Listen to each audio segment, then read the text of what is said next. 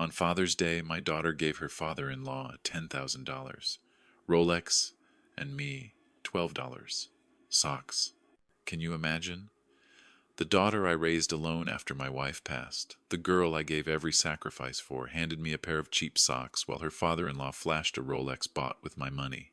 $10,000 I thought was for medical bills. My heart cracked in that moment, but what came after cut even deeper. Stay with me because what happened next will shock you. Father's Day had always been bittersweet for me ever since Margaret passed. I tried to keep my expectations low because I had learned the hard way that expecting too much from Emily only left me disappointed.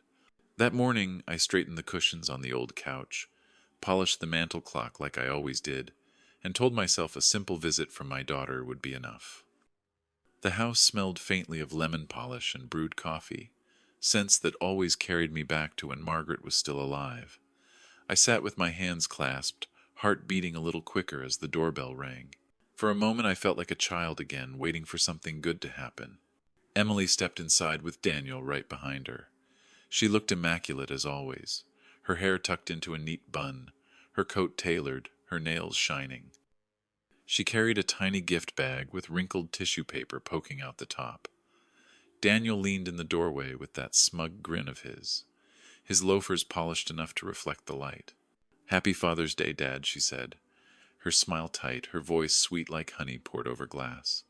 She pushed the bag into my hands quickly as if she wanted the whole thing over with. I thanked her, feeling the weight, or rather the lack of weight, of the bag. It felt empty before I even looked inside. I sat on the couch while they both watched me. The ticking of the clock grew louder, or maybe it was just my pulse. I pulled back the tissue and lifted out a pair of socks. Navy blue, ordinary, with the price tag still dangling from the edge. $12.99. My chest tightened, but I forced a smile. "Socks," I said. "Practical. Always dreamed of these." Emily laughed, a high, brittle sound that didn't reach her eyes. "Exactly. Something useful, right? Not like you need anything fancy." Daniel chuckled too, adding, "You're a simple guy, John. No need for extravagance."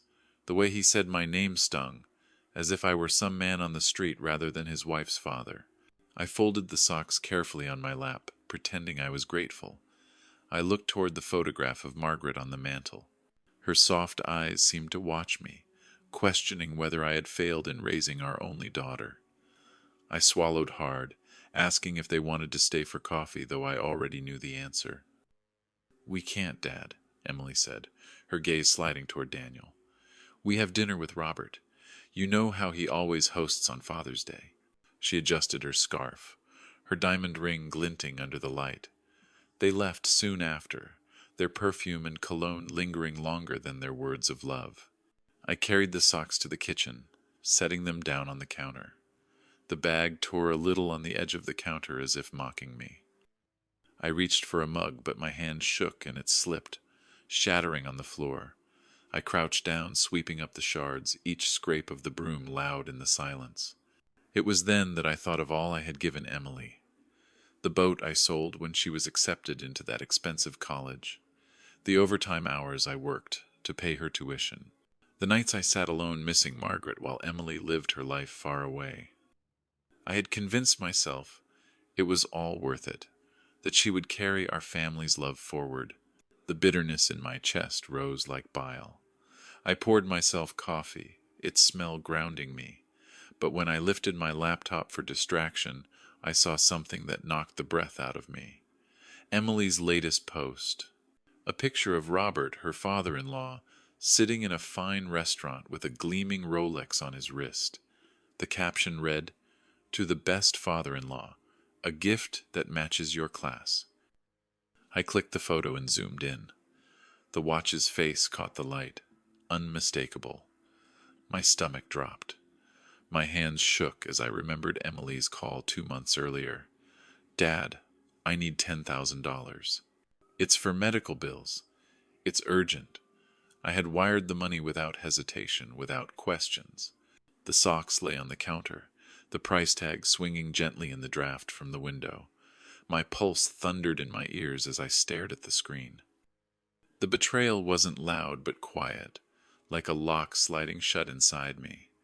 At that moment, I knew something had broken that could never be repaired. That day, Emily called me 17 times, her voice frantic on voicemail. "Dad, don't do this. Please don't do this." But it was already too late. I was standing on a path with no room for regret. I sat there staring at the socks on the counter, the cheap fabric folded as if it were something precious, and memories began to rush in uninvited. It was impossible not to think of the years that led me to this point, the years where every decision I made was for Emily. After Margaret died, Emily was only 10. I remember the night of the funeral, when the house felt like a cavern with every corner echoing her absence. Emily curled up on the couch beside me, her small hand clutching mine, whispering through tears, "Don't leave me too, Daddy." Those words bound me to her in ways I can't explain. I promised myself that I would do everything to keep her safe, to give her the life Margaret would have wanted for her. I sold the little sailboat I had dreamed of taking out on Lake Michigan after retirement. Watching a stranger tow it away broke something in me, but I smiled through it because the money paid the first year of her tuition. I worked extra shifts at the plant, nights where my back ached so badly I could hardly climb the porch steps. I would collapse into bed with grease still on my hands, but when I thought of Emily studying in a warm dorm room, I told myself it was worth it. I remembered her high school graduation, her smile wide as she crossed the stage. Margaret should have been there in the front row, clapping louder than anyone, but it was just me with a cheap camera in my hands. Emily had looked at me then, her eyes soft, and I thought I had done something right. I thought the sacrifices were paying off. When college came, the numbers on the bills made my head spin. $40,000 a year. I dipped into savings, then into the retirement fund Margaret and I had started together. Each check I wrote felt like signing away another piece of the life we had dreamed of, but I believed in Emily. I believed she was carrying more than just herself forward. She was carrying Margaret's memory, too. The nights were the hardest. I would sit at the kitchen table after midnight, the clock ticking in the silence, bills spread out in front of me. I remember staring at the columns of numbers, trying to make sense of them with bleary eyes, sipping cold coffee just to stay awake. Sometimes I would glance at the picture of Margaret on the shelf and whisper, "I hope I'm doing right by her. I hope she was proud of me, proud of the way I was raising our daughter alone." There were small moments that kept me going. Emily calling to tell me about a good grade, her voice excited. Emily crying over a breakup and me talking her through it on the phone until dawn. One Thanksgiving she came home and hugged me so tight it almost knocked the air out of me. Those were the times I clung to, the proof that the sacrifices mattered. But there were cracks too. Times when she asked for money with a tone that sounded less like gratitude and more like expectation. Times when Daniel entered her life, and I felt myself being nudged further to the sidelines. I brushed it off then, telling myself it was just part of her growing up, part of her building her own world. I never wanted to be the father who held her back. I remembered the day of her wedding, standing outside the church with a check in my hand for the reception hall. It was supposed to be the trip to Italy Margaret and I had dreamed of taking when we retired. Instead, it became flowers and champagne and a photographer snapping pictures of a day where I felt more like a wallet than a father. But I smiled in every photo because Emily was radiant, and that was all that mattered to me then. Now, standing in that quiet kitchen with the socks lying there like a cruel joke, I felt every one of those sacrifices pressed down on me. The boat I had sold, the retirement fund drained, the nights of aching bones, the vacations never taken, the dreams buried. And for what? For a daughter who could look me in the eye, hand me a pair of socks, and then buy her father-in-law a $10,000 Rolex with the money I had given her for supposed hospital bills. I closed my eyes and I could still hear Margaret's voice, gentle but firm, telling me not to let anyone walk over me.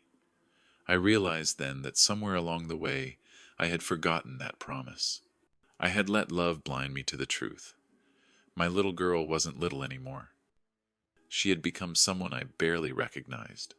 The house was quiet after they left, too quiet, the kind of silence that presses against your chest. I carried the socks to the counter and stared at them again, the little white tag swinging as if mocking me. I poured myself another cup of coffee, but the bitterness only deepened. I opened my laptop out of habit, like I always did after long days, thinking maybe a distraction would steady my thoughts. Instead, what I saw cut deeper than any knife. There it was on my screen, Emily's smiling face frozen in a photograph on her social media. She was sitting in a dimly lit restaurant, glasses of wine on the table, her arm linked with Daniel's. But what caught my eye wasn't her smile. It was Robert's wrist, stretched out across the table as he lifted his glass in a toast.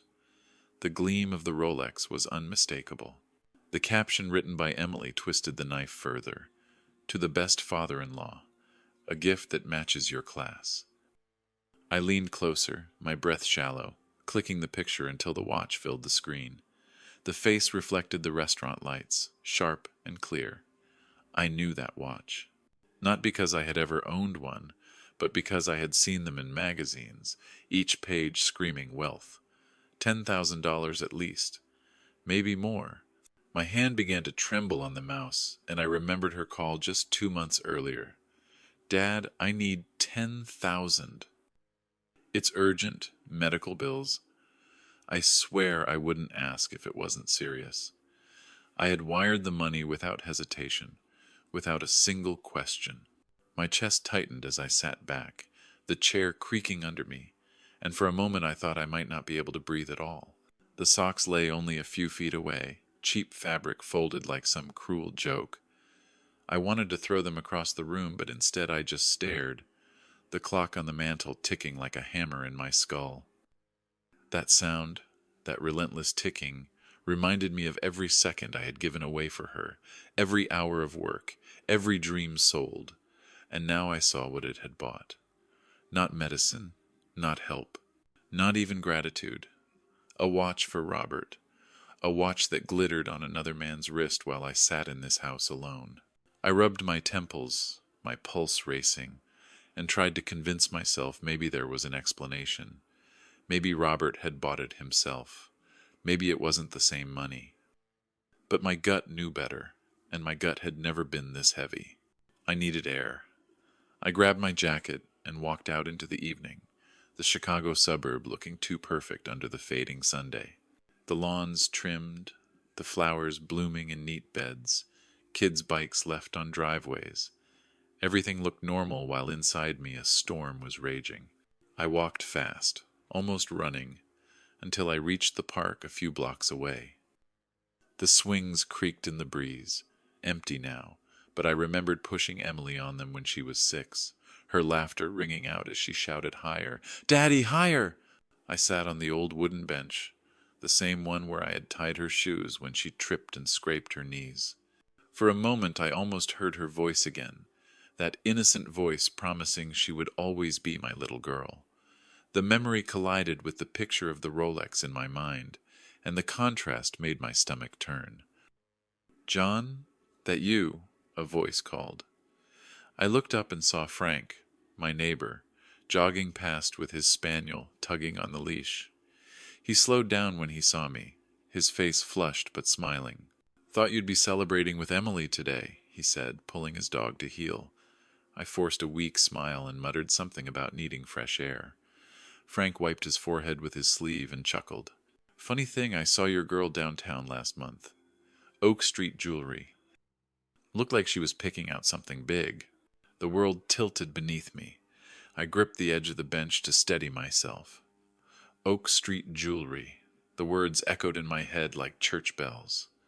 I nodded stiffly, trying to keep my voice level. "She's always had expensive taste," I said. Frank laughed, completely unaware of the bomb he had just dropped, and jogged off with his dog, leaving me frozen in place. The swings moved slightly in the wind, chains clinking, as I sat there trying to piece everything together. The 10,000 I wired, the photo of the Rolex, Frank's offhand comment. Emily hadn't been at a hospital. She hadn't been paying bills. She had been standing under the crystal lights of a jewelry store, choosing a gift for Robert with my money. Raindrops began to fall, cool against my face, but I didn't move. I sat there as the park grew darker, the storm inside me louder than the storm in the sky. For the first time in my life, I felt something shift, a part of me that had always bent for Emily suddenly hardening. I knew I couldn't ignore this. I couldn't smile through it. I couldn't keep giving until there was nothing left of me. By the time I walked back home, my jacket damp from the rain, my decision was already forming. I stepped inside and looked again at the socks on the counter. Their price tags swung like an accusation. The Rolex burned in my mind. I opened my laptop once more, my fingers steady now, and typed Oak Street jewelry into the search bar. If I was going to face the truth, I needed proof, and I was ready to find it. The next morning the rain had cleared, but the sky still carried a heavy gray weight. I drove downtown with the Rolex photo folded neatly in my pocket, my knuckles pale on the steering wheel. Traffic lights blurred past without meaning. I wasn't heading to work, wasn't running errands. I was going to confirm what my heart already knew. The streets of Chicago felt colder, less welcoming, as though the city itself understood the betrayal running through my veins. When I pulled up near Oak Street, the boutiques gleamed with polished glass and golden lettering. Women in heels and men in tailored suits strolled the sidewalks as if they belonged to another world. I sat in my car for a moment, staring at the sign that read Oak Street Jewelers. The letters glowed like a dare. My throat tightened, but I forced myself to open the door. The air smelled of wet pavement and expensive perfume drifting from passing shoppers. Inside the store, the change was immediate. The marble floor shone like a mirror, catching my scuffed shoes. Chandeliers sparkled above, sending fractured rainbows across glass cases filled with rings and watches that cost more than my yearly salary. A young woman in a tailored black suit approached me, her smile rehearsed, her eyes quick to measure. "Welcome, sir," she said. "Looking for something special today." Her voice was smooth, but I caught the flicker in her eyes as they scanned my worn jacket. I didn't belong here, and she knew it. I unfolded the paper slowly, smoothing it against the glass counter. "I need information," I said, keeping my voice steady. "This watch, was it purchased here?" The Rolex stared back at me from the printout, its face a mirror of everything I had lost. Her eyes shifted just for a second before she offered a polite smile. "Let me check with our jeweler." She took the paper and slipped behind a velvet curtain at the back of the store, leaving me alone with my thoughts. The silence pressed in, broken only by the faint tick of a display clock in the corner. That sound again, relentless, reminding me of every wasted year, every sacrifice that had led to this moment. I thought of Emily's voice on the phone just days before. "Daddy, please don't do this." She hadn't known what I was doing, but she must have felt it. She must have known her lies were unraveling. Me, Yaf clenched. The curtain shifted, and an older man stepped out. He was balding, his suit a little looser, his expression careful. "I'm Mr. Kessler, the manager." He held the printout in both hands. "This is a Rolex Daytona. Yes, we sold one like it in March." He slid the paper back across the counter, his eyes studying me as though searching for the story behind my question. My heart pounded against my ribs. "March 15th, I said, my voice almost a whisper. "That date sound right?" He tapped on a sleek tablet, his brow furrowing. "Yes, paid in full. 10,200 with tax. Purchased by a young woman accompanied by a man. She mentioned it was for a family member." The words hit like a punch to the chest. My hands gripped the edge of the counter, knuckles white. It was Emily. It had to be. I swallowed hard, forcing myself to ask, "Was the purchase made on this card?" I pulled a folded bank statement from my jacket pocket, the charge circled in red ink. His eyes flickered as he compared, then nodded. "The transaction matches." I could feel my pulse in my throat. "She lied," I muttered, more to myself than to him. "She told me it was for medical bills. My daughter told me that." Kessler's expression softened for a moment. "I'm sorry, sir, but I can assure you, we don't deal in counterfeits. That watch is very real." He hesitated, as though tempted to ask more, but chose silence instead. I gathered the papers with trembling fingers, folding them carefully as if they were evidence in a trial. My legs felt heavy as I turned toward the door. The chandeliers sparkled above, mocking me with their brilliance. I stepped back onto Oak Street, the noise of the city crashing around me. Cars honked, voices rose, but I heard only the echo of Kessler's words, paid in full. A young woman for a family member. The air outside was damp, smelling of rain and exhaust. I walked to my car in a daze, each step heavier than the last. Inside, I sat gripping the steering wheel, the printout crumpled in my fist.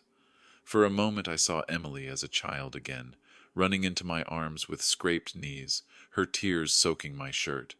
The memory hurt more than anything. That little girl had vanished. In her place stood a woman who had stolen from me, lied to me, and handed her betrayal to another man wrapped in gold and glass. I leaned my head against the steering wheel, the city blurring beyond the windshield. The truth was mine now, and it was worse than the suspicion. It was final. There was no misunderstanding, no chance I had been wrong. Emily had used me. She had taken my love, my sacrifice, and turned it into a Rolex for Robert. I started the engine, the rumble filling the silence. My hands were steady now, the trembling gone. The storm inside me had hardened into something colder. This wasn't just disappointment anymore. It was resolve. I pulled out of the lot and drove into the city, the clock in my mind ticking louder than ever, counting down to a confrontation I knew was coming. I sat in my car for a long time after leaving the jewelry store, the traffic moving around me in streaks of color I barely noticed. The papers with the manager's handwriting sat on the passenger seat like proof of a crime. My daughter's crime. My chest felt tight, but my hands no longer trembled. Instead, they felt steady, deliberate. I picked up my phone and scrolled through her missed calls, 17 of them in the last 2 days. I pressed her name before I could change my mind. The line rang and then clicked. Her voice burst through sharp and impatient. "Dad, finally. Why haven't you answered me?" Her tone carried that mix of irritation and relief, as if I were the one who had wronged her. I let the silence stretch for a moment. I could hear her breathing quick, restless. "I've been busy," I said, my voice low. "Had to check on something." "Check on what?" she snapped. "You sound ridiculous.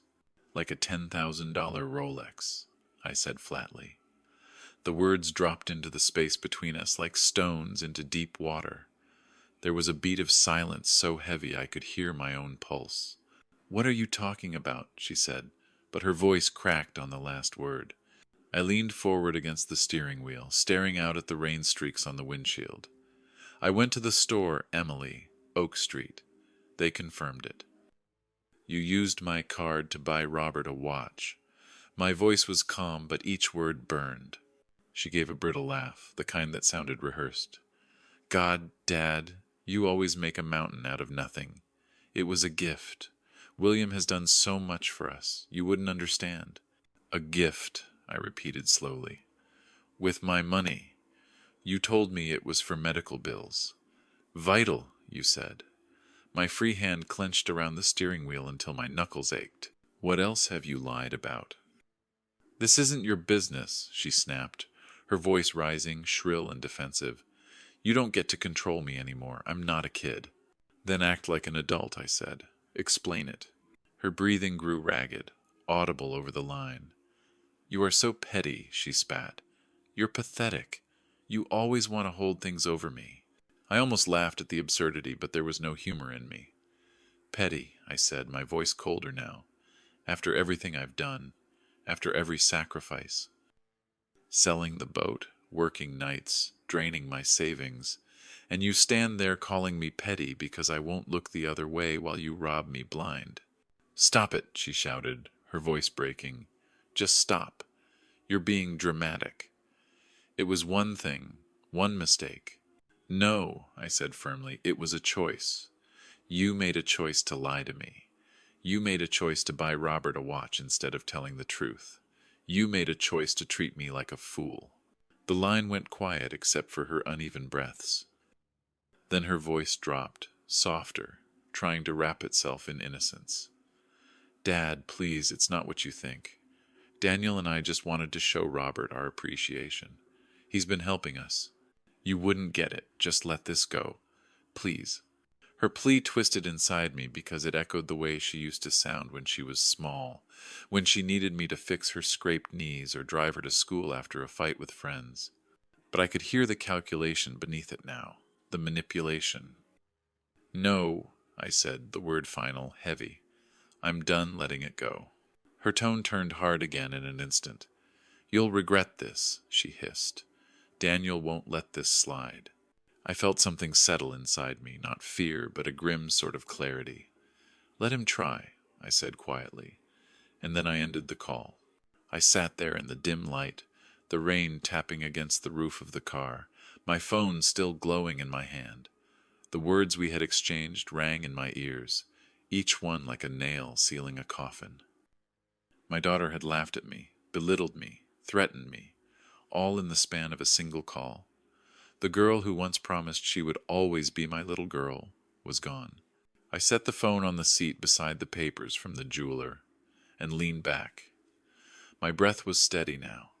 The confrontation had not healed anything, had not softened her heart, but it had given me something I had not felt in years. Resolve. The clock in my mind ticked louder, a steady drumbeat pushing me forward. This was no longer about disappointment. This was about taking back the dignity I had let her trample for too long. The morning after that call, I woke up feeling hollow but sharper than I had in years. My phone was still littered with her missed calls and texts, each one a mix of anger and pleading. I ignored them. Instead, I sat at the kitchen table with a cup of coffee gone cold and reread the number that had come through the night before. Elaine Carter, attorney. The message had been simple. I heard you might need help. Meet me tomorrow at 9. I almost deleted it, thinking it was some scam, but the longer I stared at the Rolex papers, the more the message felt like a lifeline. I drove downtown early, the streets buzzing with commuters in press suits, while I felt like a stranger among them. The address led me to an older brick building squeezed between glass towers. Inside, the air smelled of stale espresso and stacks of paper. I followed the numbers up to the 4th floor, the hallway dim with flickering lights. A small brass plate read Carter Law. The office was nothing like the sleek firms I had imagined. Papers cluttered the desk, coffee mugs lined the shelves, and a plant in the corner drooped toward the sunlight it could barely reach. Behind the desk sat a woman in a gray blazer, her hair streaked with silver but her eyes sharp and alive. She looked up as I entered and smiled faintly. You must be John, she said. Sit down. I lowered myself into the chair across from her, my knees aching from the climb up the stairs. She tapped a pen against the desk and studied me. So, your daughter's got a taste for Rolexes and a talent for lying. That about sum it up. Her bluntness startled me. I almost laughed, but it came out more like a sigh. Pretty much, I said. I pulled the papers from my jacket, sliding them across the desk. The manager confirmed it. She used my card. $10,000. She told me it was for medical bills. I paused, the memory of Emily's trembling voice over the phone burning through me. She lied to me without blinking. Elaine skimmed the documents, nodding slowly. Socks for Father's Day, she muttered, shaking her head. Kids have nerve. But nerve doesn't pay for watches. Her tone was dry but not cruel. Let's talk options. You want to protect what's yours. I shifted uncomfortably in the chair. I do. But I don't know where to start. She's my daughter. The words came out heavier than I intended. For 20 years, everything I did was for her. Every choice since Margaret died. I thought I was doing the right thing. Now I don't even know who she is anymore. Elaine leaned back, folding her arms. You're not the first parent this has happened to, and you won't be the last unless you do something. She slid a folder toward me, her nails tapping the cover. First step, freeze her access to your accounts. Then we dig. Find out what else she's been up to. Her confidence was like a steady hand on my back. I picked up the folder. The paper felt cool, foreign, like stepping into a world I never thought I'd enter. For a moment I saw Emily on her wedding day, her smile so bright as I handed over the check for the reception. The Italy trip Margaret and I had dreamed of vanished that day, replaced by champagne flutes and a photographer's flash. I had told myself it was worth it. But sitting here, all I saw was her hand gripping my credit card, her voice lying into the phone. I signed the first page, the scratch of the pen loud in the quiet office. Elaine watched, nodding once. Good, we'll start with the bank. I'll need every detail, every transaction. She looked at me, her expression firm but not unkind. You sure about this? It's not just money, it's family. I stood and walked to the window, the city sprawling below, its pulse relentless. I pressed my hand against the cool glass. I've given her everything, I said softly. It's time I take something back. Elaine didn't smile, but there was a glint of respect in her eyes when I turned back. She gathered the papers into a neat pile despite the clutter around her. We'll move quickly, she said. If she's this bold, there's more hidden underneath. Her voice carried certainty, and for the first time in weeks I felt like I wasn't drowning. As I left her office, the sun broke through the clouds, spilling light over the street below. I stepped onto the sidewalk and inhaled the crisp air. My phone buzzed in my pocket, Emily's name lighting the screen again, demanding, pleading, insisting. I let it ring, sliding the phone back without answering. For once the sound didn't make my chest ache. It only steeled me. I walked toward my car with the folder tucked under my arm. The city roared around me, but inside I felt something new. Not peace, not yet, but direction, and that was enough. The bank lobby smelled faintly of disinfectant and polished tile, the kind of sterile cleanliness that makes you feel both unwelcome and exposed. I held the folder Elaine had given me under my arm, its weight pulling at me like a reminder of everything I was about to do. I had been inside this bank hundreds of times before, depositing checks, paying bills, opening accounts for Emily when she was younger. Never once had I come here to close a door on her. The line moved slowly. I could hear the soft clatter of keyboards, the low hum of conversation, the shuffle of papers. My stomach twisted, but my hands stayed steady. When the teller finally called me forward, I asked to speak with a manager.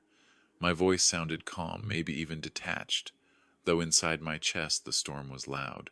The manager appeared, a thin man with wire-rimmed glasses and a voice that carried no warmth. We moved into his office, a small space with glass walls that made privacy feel like an illusion. I sat across from him and placed the documents on the desk. I need to remove my daughter's access to my accounts. Effective immediately. The words left my mouth firmly. No hesitation. His eyes flickered up to me, searching, maybe for weakness, or maybe for explanation. He adjusted his glasses and asked for details. I handed him the bank statements, the credit card charges. The red circle around the $10,000 purchase glared up at us like a wound. He read silently, his brow furrowing. After a moment he nodded. This will take effect immediately, he said. The secondary user, Emily Miller, will be notified. He looked at me as though expecting me to reconsider, as though saying her name might change my mind. I nodded once, my face blank, though inside my chest my heart pounded hard. Notification. She would know as soon as the system updated that the cord had been cut. The man slid the form toward me, my pen scratched across the line, my signature sprawling heavy and final. The sound was small, but it rang in my ears like the slam of a door. I sat back, the chair creaking under me, while the manager typed into his computer. I thought of Emily at 16 begging me for money for a designer dress, promising she would pay me back, and how easily I had given in. I thought of her wedding, her eyes shining as I signed the check that emptied my travel fund. Every time I had said yes. And now, at last, I had said no. When it was done, I stood, the manager offering me a clipped professional smile. If you have any issues, please contact us. I thanked him, though my voice felt far away. Walking back through the lobby, the air conditioning sharp against my skin, I felt taller somehow. Not lighter, but stronger, as if my spine had straightened under the weight of decision. Outside, the sun glared against the windshield of my car. I climbed inside and pulled the door shut. My phone buzzed on the passenger seat before I could even start the engine. Emily's name lit up the screen. I let it ring. Another buzz followed, this time a voicemail. Then another. The sound filled the car until it seemed the entire world was vibrating with her fury. I pressed play, her voice spilling out raw and sharp. "Dad, what the hell did you do? My card just got declined. Fix this now. You can't do this to me."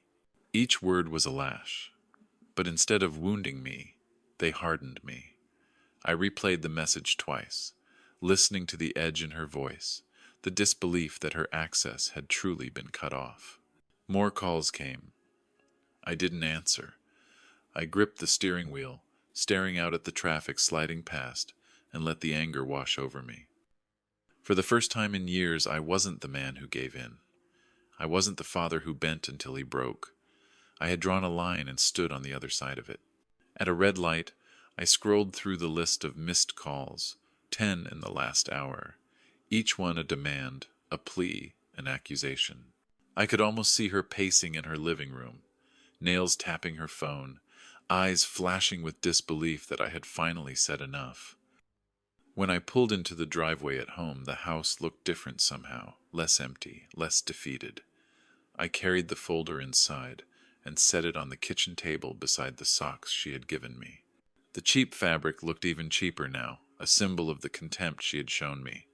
I poured myself a cup of coffee and sat in the silence, listening to the phone buzz again on the counter. I didn't answer. I let it ring until it stopped. I let the voicemail notification blink and fade.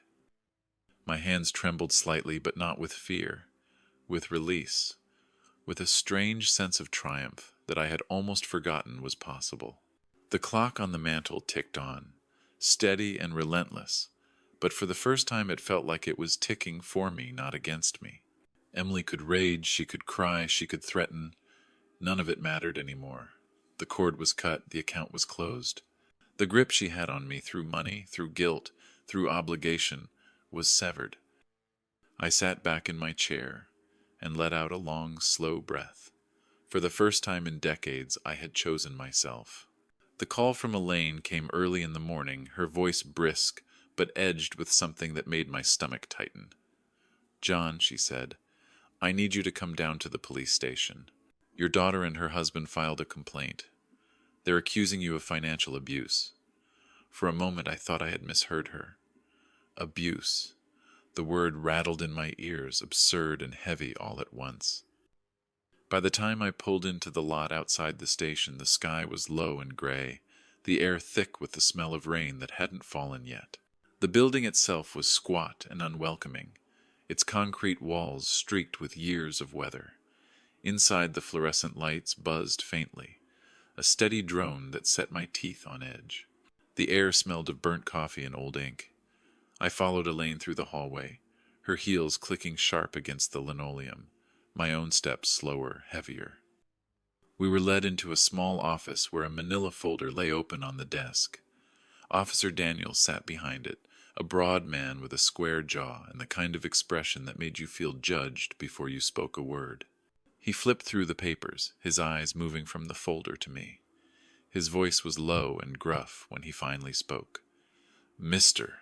Miller, your daughter and son-in-law claim you've restricted their access to family funds, causing them hardship. Care to explain?" I sat straighter in the hard chair, the plastic digging into my back. "Family funds," I repeated slowly. "It's my money. They spent 10,000 of it on a Rolex for someone else. I blocked their access to stop the theft." The word theft hung in the air, heavier than I expected, but it was the only word that fit. Daniels raised an eyebrow, his pen scratching across the paper as he wrote something down. Beside me, Elaine leaned forward, her voice crisp and commanding. "Officer, my client has every right to protect his assets. His daughter misrepresented expenses, using his card for unauthorized purchases. We have bank statements, receipts, and confirmation from the jeweler." She slid a folder across the desk, her movements calm but precise. This isn't abuse. It's self-defense. Daniels opened the folder, his eyes scanning the documents. The room was silent except for the faint buzzing of the lights above. Finally, he looked back at me. This says the purchase was for a Rolex. You're saying she told you it was for medical bills. Exactly, I said, meeting his gaze. She called me crying, told me it was urgent, told me she needed it for medical expenses. I wired the money the same day. 2 months later, I saw the Rolex on her father-in-law's wrist. I went to the store myself. They confirmed it was my card. The memory of standing in that jewelry store came back sharp, the chandeliers glinting, the clerk's eyes flicking over my worn jacket. I felt my jaw tighten. I looked at Daniels and forced my voice to stay steady. I trusted her. She lied. That's all there is to it. Daniels leaned back in his chair, tapping the pen against the folder. His skepticism had softened into something more thoughtful. He glanced at Elaine, then back at me. We'll review this, he said finally. But I'll need statements from both parties. Elaine gave a short nod, her tone unwavering. Of course. We'll provide everything you need. And let me be clear. If anyone is facing charges, it won't be my client. Her words cut through the room like glass. When we left the station, the air outside felt heavy, the first drops of rain dotting the pavement. I followed Elaine to her car, the city sounds muted in the distance. She started the engine, the scent of leather and mint gum filling the cabin, and glanced over at me. They're desperate, she said, filing a complaint like that. That's a weak move. We've got them on the ropes. I stared out at the wet street, the wipers squeaking as they cleared the glass. My daughter's name on that complaint burned in my mind.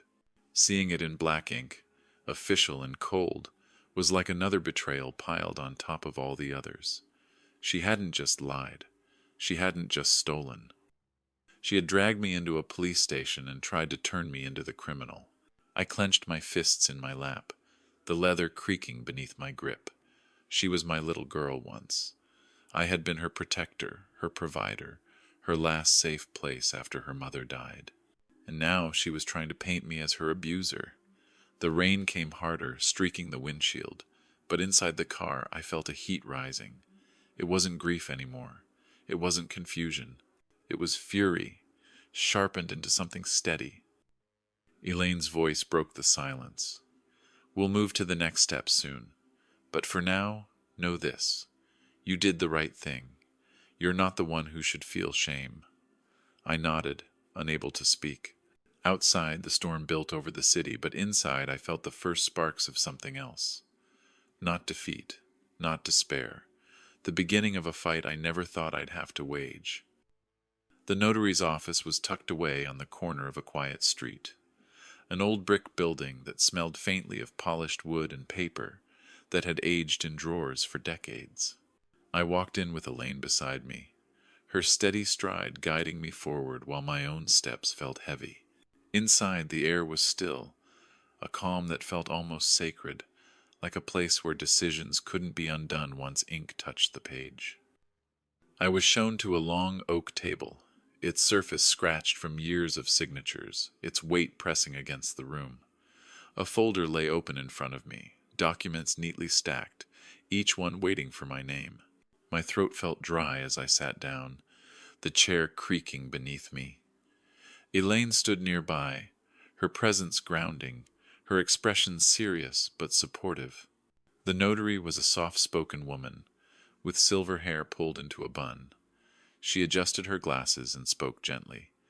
Mr. Miller, this new will designates your estate to a trust with Miss Carter as executor. Is that correct? Her voice was calm, but the weight behind her words settled into me like stones. That's right, I said, though the words came out quieter than I intended. My eyes fell on the line where my daughter's name used to be written, the space where all my sacrifices had once pointed. That space was blank now. I picked up the pen, its weight unfamiliar in my hand. For a moment I hesitated. A memory surfaced unbidden, the night Margaret died, me sitting at the kitchen table with a blank sheet of paper and a trembling hand. I had written my first will then, determined that Emily would be taken care of, that even if I couldn't raise her, she would never be without. Every detail was centered on her, every dollar a promise to protect her future. Now I was preparing to erase her name completely. The notary waited patiently, her gaze steady. Elaine leaned closer, her voice low but firm. "You're doing the right thing, John. This cuts off their dreams of your money. Clean break." I glanced at her and saw not only a lawyer but someone who understood the ache of betrayal. I put the pen to paper and signed. The scratch of ink across the page echoed in the quiet room.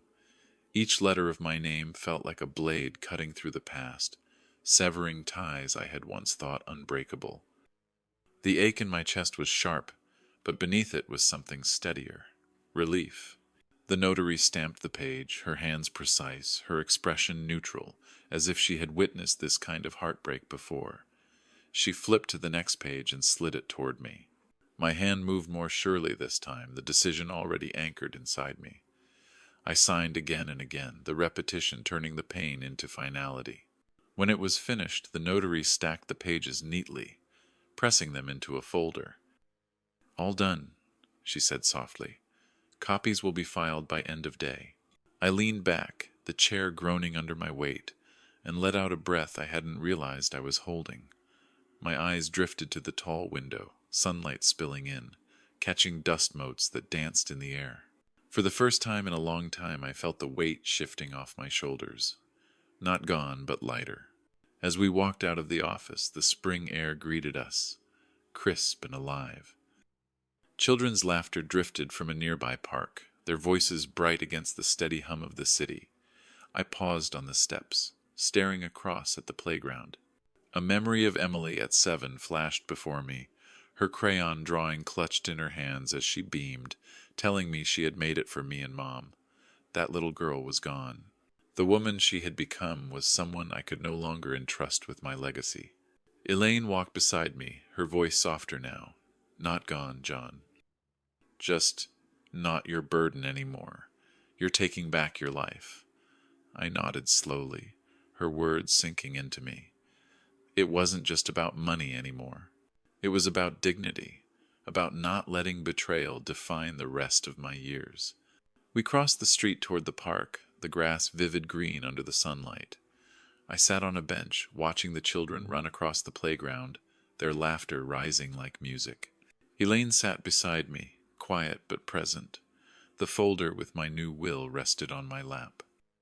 I ran my fingers across it, the paper cool under my touch. "This changes everything," I murmured. "She's really gone now." My voice cracked but steadied quickly. Elaine didn't press, she only nodded, her gaze fixed on the swings moving in the breeze. I let the silence sit between us, not heavy but settling, the kind of silence that signals the closing of one chapter and the tentative beginning of another. I looked out at the playground, the sound of children echoing across the park, and felt a strange sense of peace. For years my life had been shaped by sacrifice, by giving, by bending until I broke. Now, with each page I had signed, I had carved out something new, a future where I wasn't defined by what Emily took from me, but by what I chose to protect for myself. The invitation came in the form of a short voicemail. Robert's voice was deep, clipped, and heavy with something I hadn't heard from him before. "John, we need to talk. Come by my office tomorrow morning." His tone wasn't casual. It wasn't even polite. It carried the weight of someone who had just uncovered a truth too ugly to ignore. I barely slept that night. I kept replaying everything in my head, from Emily's bright little girl laugh to the sound of her cold voice calling me petty. By dawn I was dressed and ready, though my hands shook as I tied my tie. The city was still waking when I drove toward Robert's office, a sleek glass building that loomed over the street like a monument to money. Inside, the lobby gleamed with marble floors and towering windows. Men and women moved briskly in pressed suits, their voices low and purposeful. I felt out of place in my worn jacket, but I held my head high, the Rolex papers still folded in my pocket like a shield. The receptionist gave me a polite nod and directed me upstairs. When I entered Robert's study, I found him standing behind a broad mahogany desk, his frame rigid, his jaw tight. He looked different from the man who had smirked across the dinner table at holidays, full of quiet authority. His eyes now were stormy, dark with anger. On the desk between us sat a velvet box, its lid half open, the gleam of the Rolex unmistakable under the warm lamplight. Elaine was there too, standing off to the side, her blazer crisp, her face calm but alert. Robert cleared his throat, his voice low but steady. "John, I owe you an apology." He slid the box toward me across the polished wood. "That watch, the one Emily claimed she bought for me as a gift of gratitude. She told me it was her way of thanking me for my support." He opened the lid fully and the Rolex caught the light, glinting like a cruel reminder. "I didn't know it was your money." I stared at the watch, but didn't move to touch it. My hands stayed at my sides, steady, though my chest burned. "You didn't know," I said quietly. "She lied to us both." My voice carried years of exhaustion. Every overtime shift, every dream sold, every moment I had believed in her only to be repaid with betrayal. Robert's jaw clenched. He looked down at the watch with disgust before snapping the box shut. "She's been circling my business for months now, pushing for a role, dropping hints about investments. I thought it was ambition. Now I see it for what island greed." He pressed the box closer to me, his fingers trembling. "Take it. It was never mine to begin with." Elaine stepped forward, her voice calm but sharp as a blade. "We have bank records, Robert. Her signature, the jeweler's testimony. This wasn't a misunderstanding. It was fraud." Robert's expression hardened, his face etched with fury. "She deceived me as much as she deceived you, John. I won't let it slide." His words carried a promise, one I believed. I met his eyes and felt a strange sense of recognition. Two fathers, both blindsided, both betrayed by the same woman. For the first time I saw not the powerful businessman with polished shoes and an endless table of guests, but a man just as wounded as I was. "I don't want your pity, Robert," I said firmly. "I want what's right." The words left me steady, rooted. They felt like a vow, not just to him but to myself, and to Margaret's memory. He nodded slowly and pushed the box across the desk until it touched the edge near me. "Take it, John. It belongs with you, and I'll deal with Emily." His tone was final, sharp with authority. I picked up the box at last, its weight grounding me, heavier than it looked, heavier with meaning. I didn't open it again. I didn't need to. I tucked it under my arm and straightened my shoulders. Elaine's hand brushed my arm lightly, a silent nudge of support. Robert stood tall behind his desk, his face still hard with anger, but his voice softened just slightly as I turned to leave. "I'm sorry it came to this." I nodded once, unable to find words, and walked out of his office. The building's glass doors hissed open, and the evening air hit me cool and clean. The city's hum filled my ears, but my focus was on the box in my hands. I carried it to my car, each step deliberate, each breath steady. In the quiet of the driver's seat, I opened the box once more. The Rolex glinted in the fading light, perfect and untouchable. For a moment I remembered Robert at family dinners, praising Emily's heart, laughing with her like she was his own. That pride was gone now, replaced with betrayal as sharp as mine. I closed the box gently and set it on the passenger seat. My phone buzzed with a new message from Emily. "We need to talk." The words glowed on the screen like a trap. I didn't answer. I started the engine, the Rolex heavy at my side, and drove into the night knowing the fight was far from over. The morning sun cast long shadows across my porch when I heard the knock at the door. I had been sitting with a cup of coffee gone lukewarm, the Rolex box still resting on the table beside me. I knew before I opened the door who it would be. There was a heaviness in the air, the kind that comes before a storm, though the sky was clear. When I pulled the door open, Emily stood there with Daniel slouched beside her. She didn't look like the polished daughter who had walked into my home on Father's Day with her designer coat and brittle smile. Her hair hung loose, Her eyes rimmed red, her voice breaking when she spoke. "Daddy, please, we're sorry. We messed up." Daniel avoided my gaze, his hands shoved deep in his pockets, his shoulders hunched.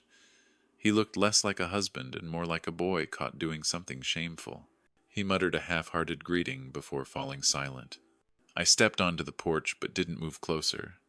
My arms folded across my chest, not in anger but in something firmer, something final. The porch smelled of fresh earth from the flower beds I had planted last week.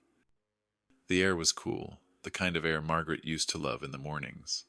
Emily clutched her purse tightly, her nails digging into the leather. A nervous tic I remembered from her teenage years when she used to hide report cards she wasn't proud of. Her voice trembled as she continued. "The watch, the money. It was a mistake. Let us make it right."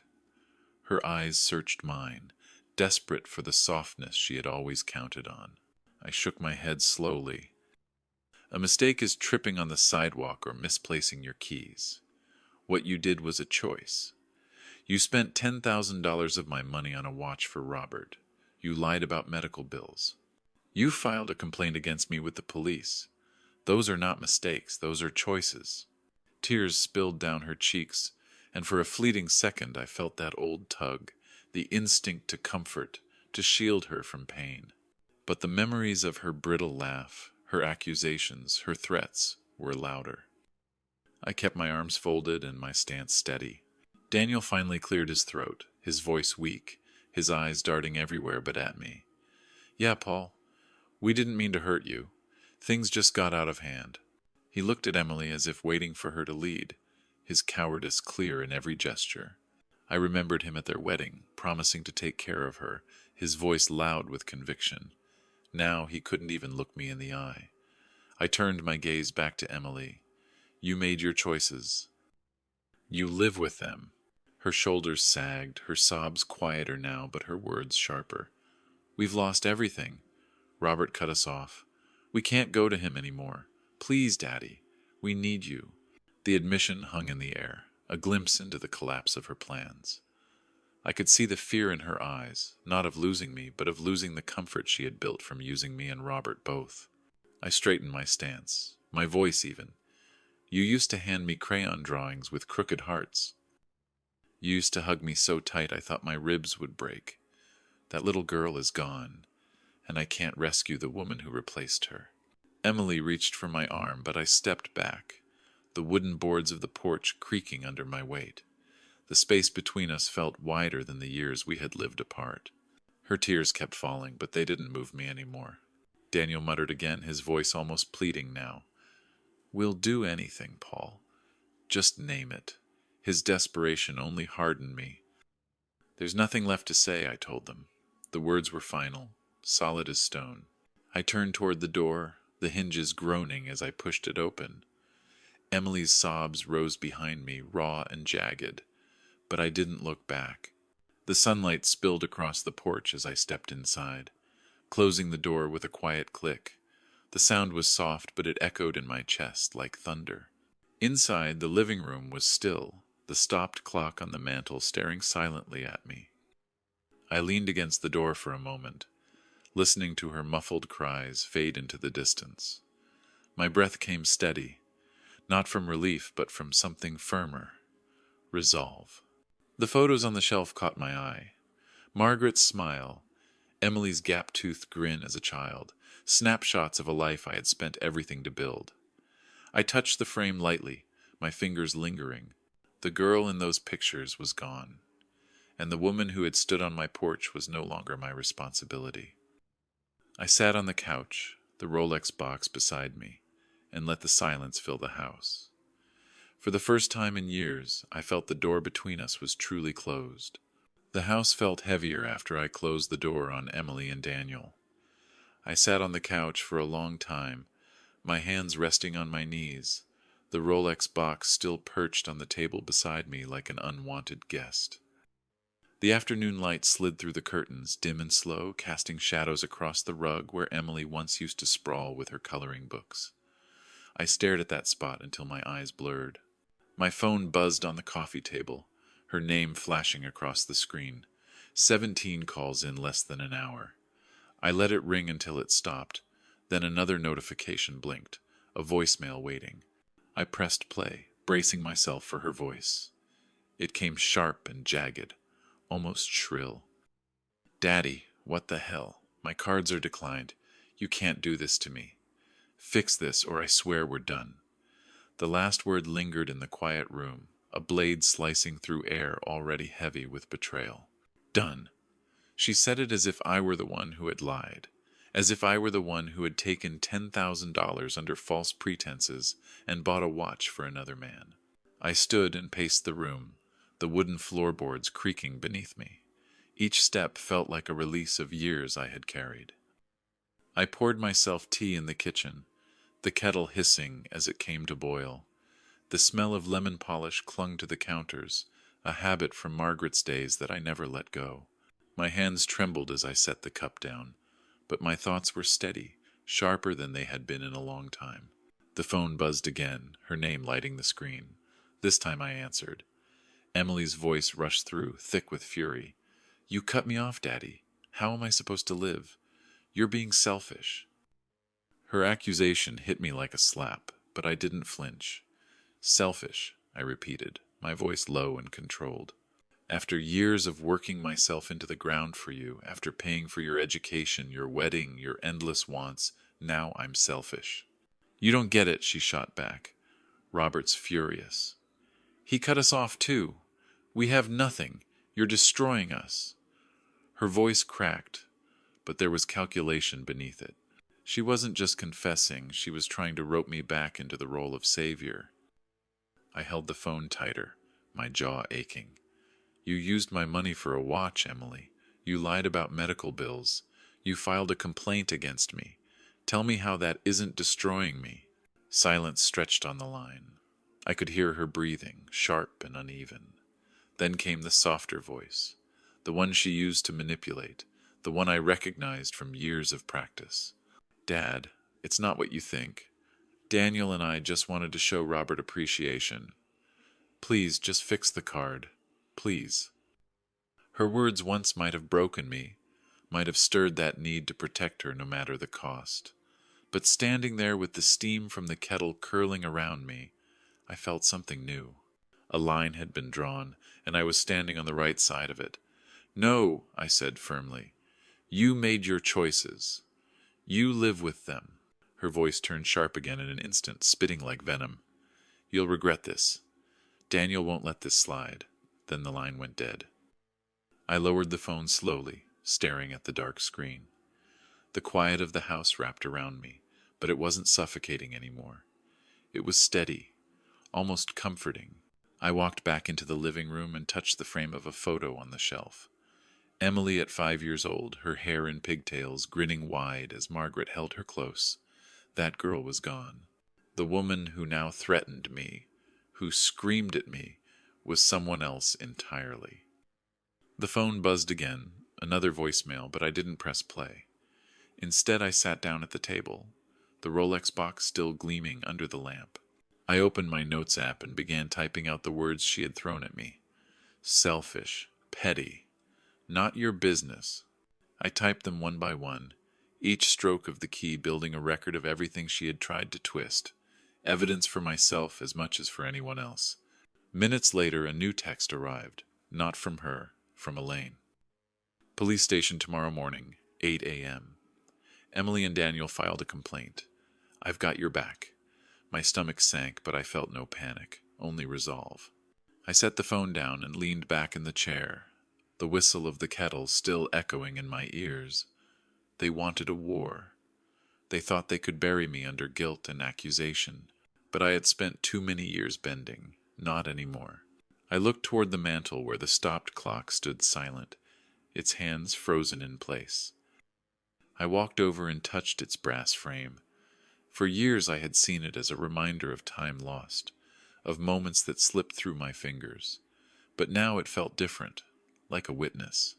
It had seen everything, all the giving, all the taking, all the years of silence. And now it would stand still while I finally fought back. I set my tea aside untouched. and sat in the living room until the sky outside turned dark. Emily's calls kept coming, her voice filling my voicemail with anger and threats, but I no longer felt crushed by them. I listened once more to the silence of the house, steady and unbroken, and whispered into it words I hadn't spoken aloud before. I'm not afraid anymore. I carried the Rolex box around for days, its weight too heavy for such a small thing. Every time I opened it and saw the watch glinting back at me, I felt the sting of betrayal all over again. It wasn't just gold and gears. It was a symbol of every lie Emily had told, every sacrifice of mine she had twisted into something ugly. I kept it on the table at night, unable to put it away, as though its shine was daring me to make a choice. One morning I woke before the sun and decided I couldn't keep it any longer. I drove back downtown, the streets still empty, the city waking slowly. I parked near Oak Street and walked into the jeweler's, the same marble floor and chandelier light glaring down at me. The clerk recognized me, her polite smile not reaching her eyes, and asked if she could help. I placed the box on the counter and slid it toward her. I want to sell it back. She raised an eyebrow, her hands careful as she opened the lid. The watch caught the light, flawless. She studied it for a moment before disappearing into the back. I stood there with my hands in my pockets, staring at my reflection in the glass case, tired eyes and graying hair staring back at me. The manager returned, nodding. 9,800 after fees. His tone was brisk, businesslike, as though this kind of heartbreak passed through their doors every day. I signed the papers.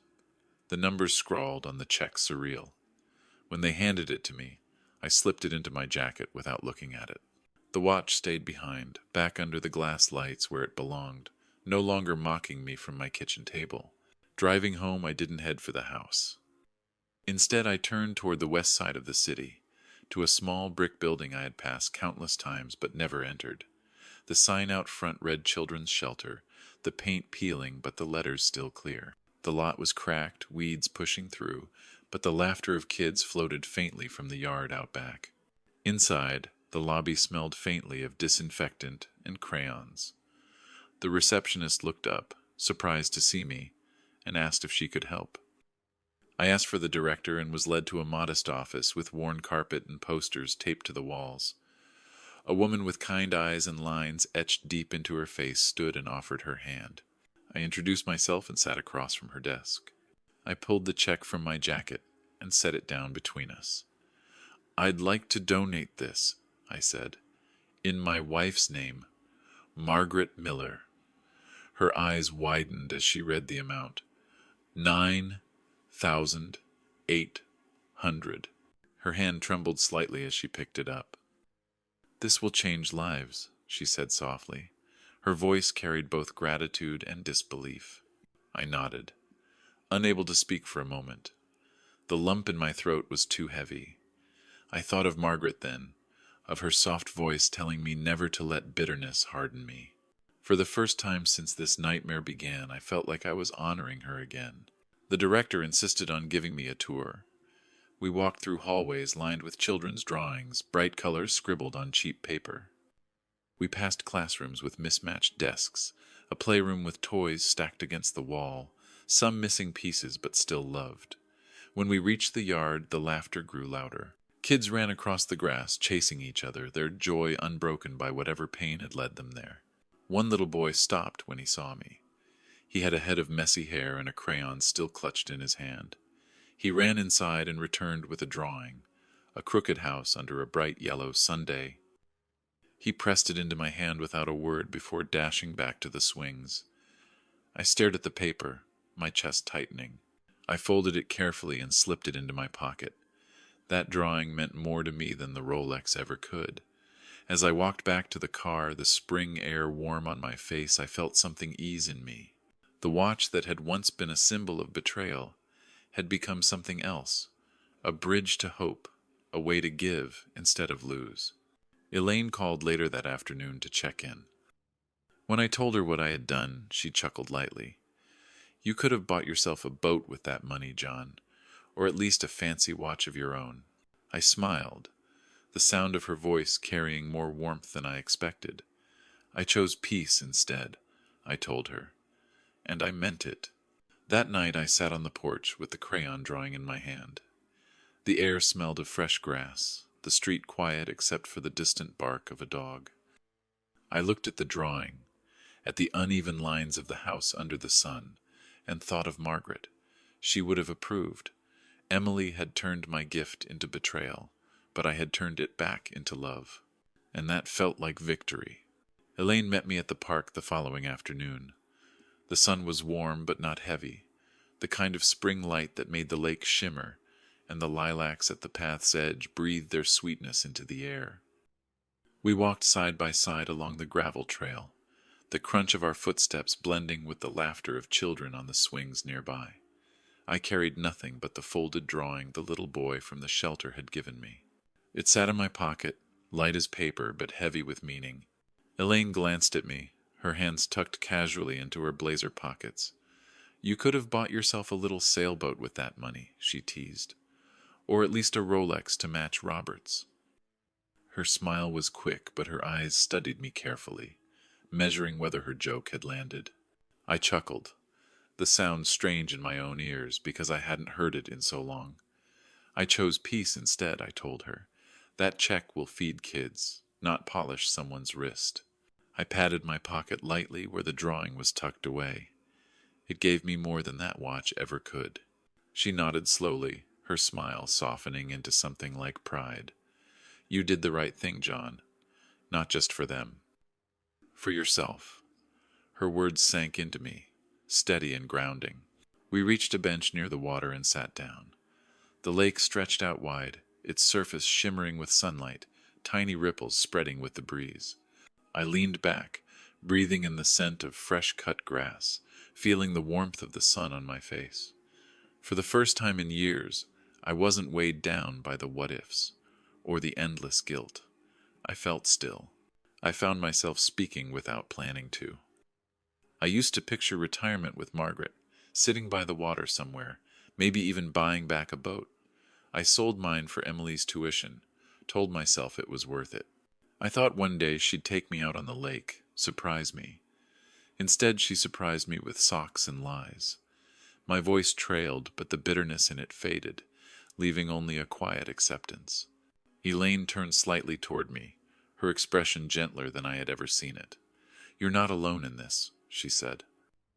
"More parents than you think get blindsided by the people they love most. It doesn't make you weak, it just makes you human." The breeze lifted a strand of her hair, and she brushed it back with an easy motion. I studied her for a moment, the lines at the corners of her eyes, the strength she carried without having to prove it. She had been with me through the papers, the signatures, the cold rooms where my daughter's accusations had been laid bare. And now she was here in the sunlight, not as my attorney, but as a presence I trusted. We sat in silence for a while, watching a group of ducks cut across the lake. A boy chased after them with a stick, his laughter ringing out before his mother called him back. The sound carried me back to when Emily was small, when her laughter filled spaces now occupied by echoes. For a moment I felt a pang so deep it nearly doubled me over. But then I pressed a hand to my pocket, to the child's drawing folded there, and steadied myself.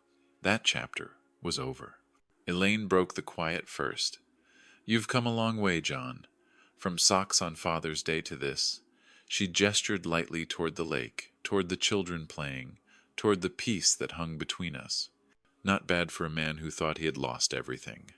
I smiled faintly, the corners of my mouth lifting with effort but not strain. "I couldn't have done it without you," I admitted. "You gave me the push I needed to stop being a victim." My voice cracked a little, but it felt honest. She didn't say anything for a while, only let her shoulder brush against mine gently, not by accident. The gesture was small, but it warmed me more than the sunlight. We rose and walked again, following the curve of the path until the trees arched above us, their leaves whispering in the wind. Elaine kicked at a pebble, sending it skittering ahead of us. "Stick with me, John," she said, with a hint of playfulness in her tone. "I've got a new project, a community fund. I could use a guy with your heart." Her words surprised me, not because of the offer, but because of the trust behind it. I didn't answer right away. I only smiled, feeling something stir in me that I hadn't felt since Margaret. Not romance exactly, but possibility. We walked on, her laughter mixing with the sounds of the park. The clock in my mind, the one that had ticked like a hammer against my skull for months, now ticked softly, a rhythm of hope guiding me forward. For once it wasn't counting down to loss. It was keeping time with a future still unwritten. The days that followed carried a strange calm.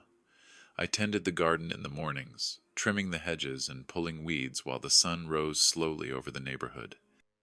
The porch smelled of fresh earth and coffee, the same way it had when Margaret and I used to sit together before Emily woke for school. Life felt quieter, but not empty. For the first time in years, I wasn't bracing myself for another call asking for money or another excuse to cover a bill. I was learning how to breathe without guilt pressing against my chest. I kept the child's drawing from the shelter pinned to the fridge. Every time I walked past it, I paused to look at the crooked little house under the sundae. It reminded me of the house I had built for my family, of the life I had fought to hold together. The drawing was uneven and imperfect, but it was honest, and that honesty mattered more to me now than anything shiny or polished. Emily's silence lingered longer than I expected. After that last storm of calls and threats, the house grew still. No knocks on the door, no messages that rattled me awake in the middle of the night. I wondered if she was waiting for me to fold like I always had. I wondered if she thought time would soften me. Maybe it used to, but not anymore. The will was rewritten, the account secured, the door closed. My resolve wasn't something she could pry open again.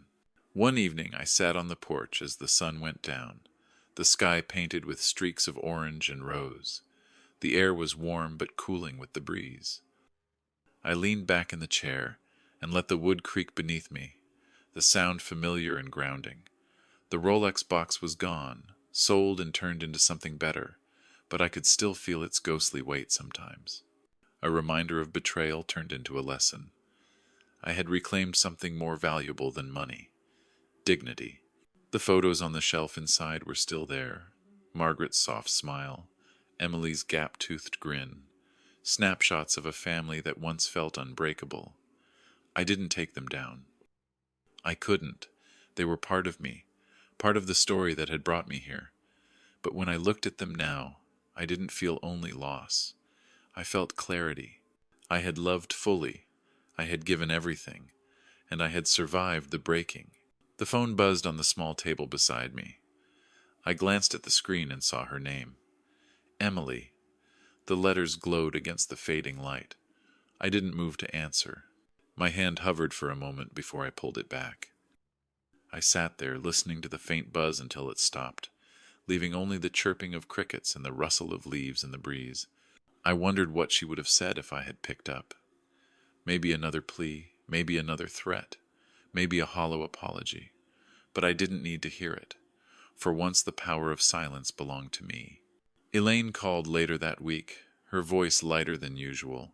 She asked if I wanted to meet for coffee and talk about her community fund idea. I said yes without hesitation.